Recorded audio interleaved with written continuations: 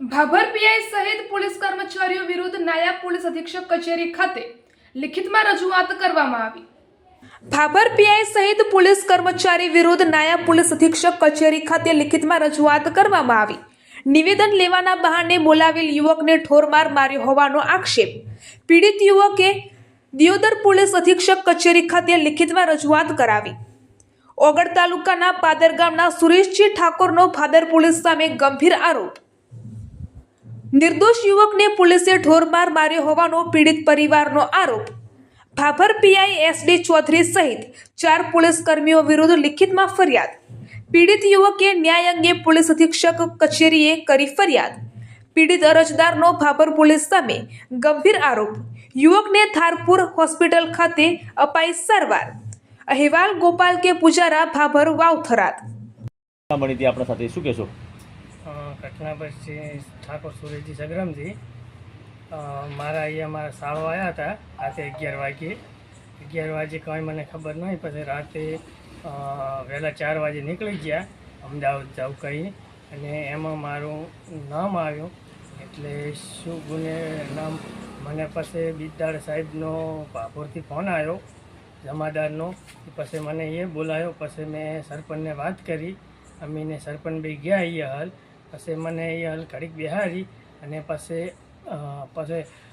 પીપરા કાંઈ ના લીધો, મને ધોરખોર માર્યો બીનો 2 હાથે અને પગે। 2 મેડમ પગમાં તો ભીરી અને 2 સાહેબે પકડી રહ્યા છે અને પટે હાથે ને પગે માર્યો, જોરદાર માર્યો। અને પછી મને પીપરા લેવા અંદર લઈ ગયા। શું આક્ષેપ હતો તમારા ઉપર? શું તમારા પર આરોપ હતો? આરોપ અમારા એ શાળો આવ્યો એટલો જ। અમને કંઈ પીપરા કંઈ ખબર નથી રહી શેના માટે। અમને એટલું કંઈ ગયા કે અમે અમદાવાદ જાય રાતે 11 વાગે આવ્યા અને વહેલા 4 વાગે નીકળી ગયા। ઘટના ક્યારે બની હતી? એ ઘટના 27 તારીખે। કેટલા વાગે, કેટલા સમય? 11 વાગે આવ્યા અને 12 વાગે 4 વાગે નીકળી ગયા। હવે 27/2/2026ના રોજ અમારા જે છોકરો નામે ભાઈ સુરેશજી સગ્રામજી ઠાકોર છે તેનો શાળો 11 વાગે ત્યાં એને ઘેર આવેલા। હવે કેમ આવ્યા કે શું ગુનામાં એ ગુનો કરીને આવેલા આવું અમારા આ છોકરાને ખબર હતી નહીં। પછી એ લોકો 4 વાગે ત્યાંથી નીકળી ગયા કે અમારે અમદાવાદ જવું છે તેમ કહીને નીકળી ગયા। એના પછી તારીખ 3/3/2026ના રોજ ભાભર પોલીસ સ્ટેશનથી જમાદારનો ફોન આવેલો કે ભાઈ તું નિવેદન આપવા આજ ભાભર પોલીસ સ્ટેશન। ત્યારે 5:30 વાગે સરપંચ અને સુરેશ બંને ત્યાં નિવેદન આપવા ગયા। ત્યારે તે સમયે 2 કલાક તો એમને ત્યાં ઊભા રાખ્યા અને છતાં કાંઈ ના કર્યું। ત્યારે પછી સરપંચને કહ્યું કે તમે દરવાજા બહાર જતા રહો અને અમારે એનું નિવેદન લેવું છે।